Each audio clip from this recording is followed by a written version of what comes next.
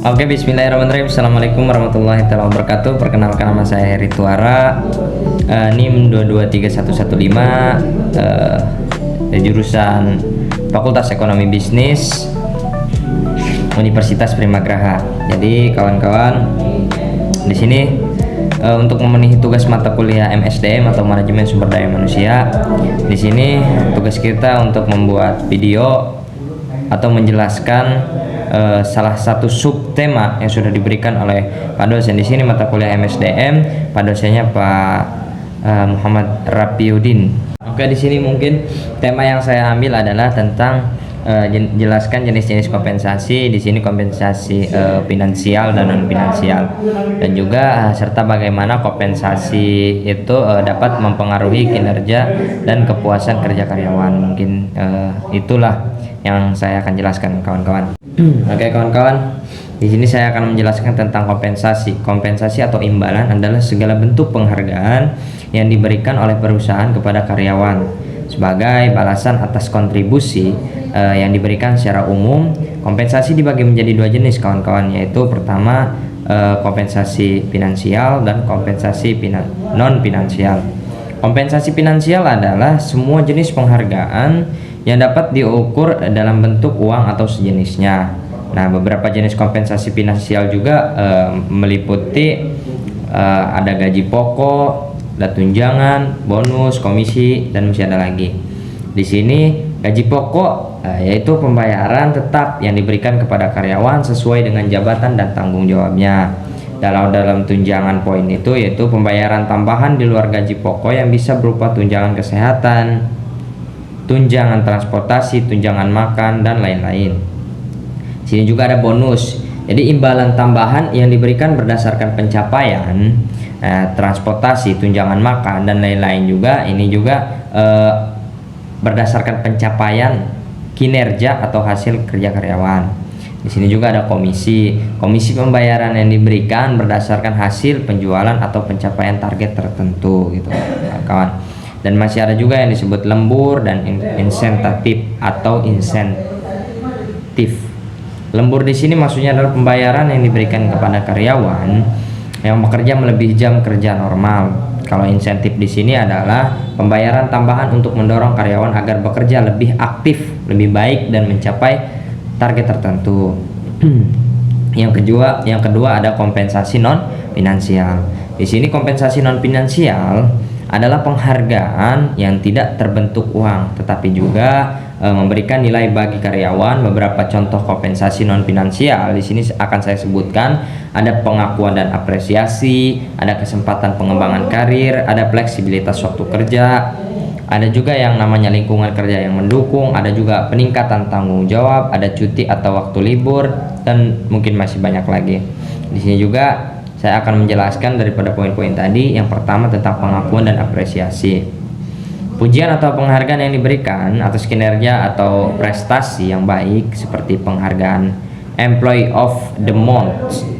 Yang kedua ada kesempatan pengembangan karir. Di sini pelatihan, seminar, atau pendidikan yang membantu karyawan mengembangkan keterampilan dan meningkatkan potensi karir mereka.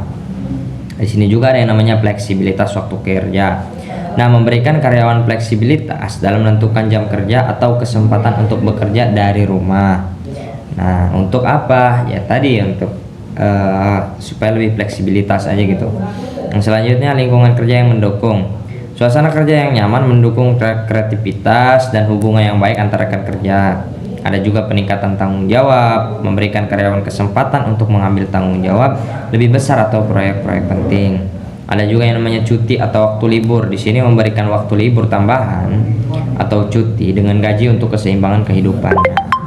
Jadi kedua jenis kompensasi ini memiliki peran penting dalam menjaga kepuasan karyawan dan memotivasi mereka untuk bekerja lebih baik.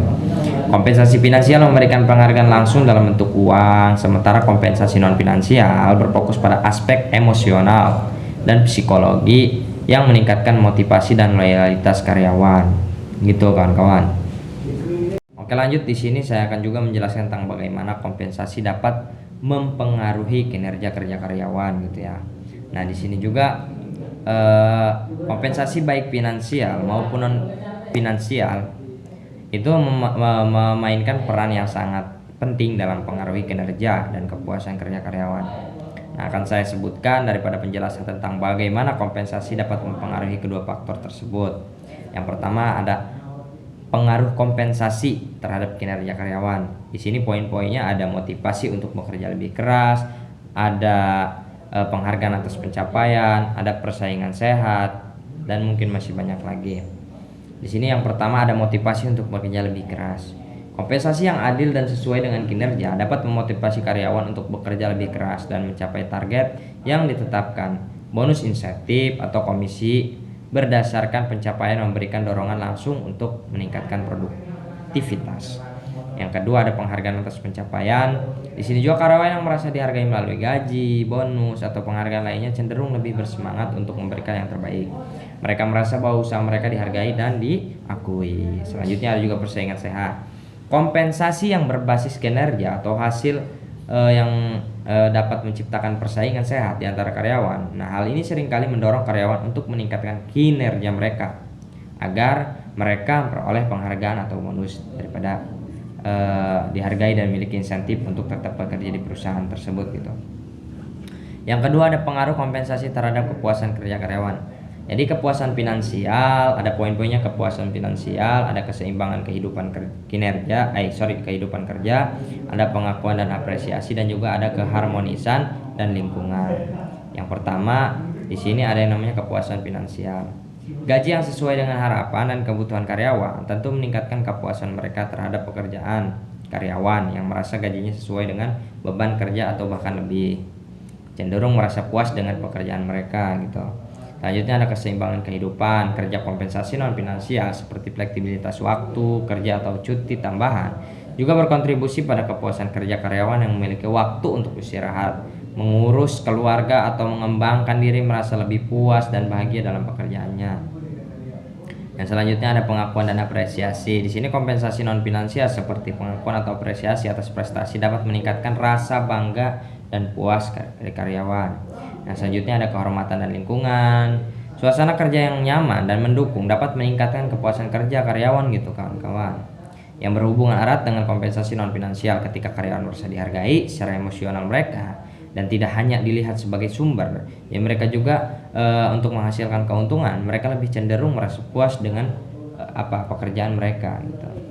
Yang ketiga ada hubungan antar kinerja dan kepuasan kerja. Kompensasi yang memadai dapat meningkatkan kinerja karyawan yang pada gilirannya akan berkontribusi pada peningkatan kepuasan kerja.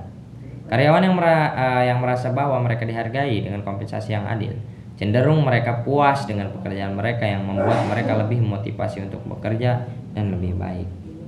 Kesimpulannya bahwasanya kompensasi yang baik finansial maupun non finansial dapat menjadi alat yang efektif untuk meningkatkan kinerja dan kepuasan kerja karyawan. Karyawan yang merasa dihargai melalui kompensasi yang memadai dan apresiasi akan merasa lebih motivasi dan puas, yang akhirnya berdampak positif pada hasil kerja mereka. Sebaliknya, kompensasi yang tidak adil atau tidak memadai dapat menurunkan motivasi dan kepuasan kerja, yang dapat merugikan perusahaan dalam jangka panjang. Itu kawan-kawan. Jadi kurang lebihnya penjelasan yang saya sampaikan. Mohon maaf karena saya masih pelajar. Pelajar mungkin wajib salah ya, karena dari kesalahan itu kita bisa belajar bahwa seharusnya apa yang harus benarkan kita benarkan. Kurang lebihnya mohon maaf. Terima kasih, saya masih tahap belajar. Sekali lagi mohon maaf. Allahumma fiqh lakum. Assalamualaikum warahmatullahi wabarakatuh.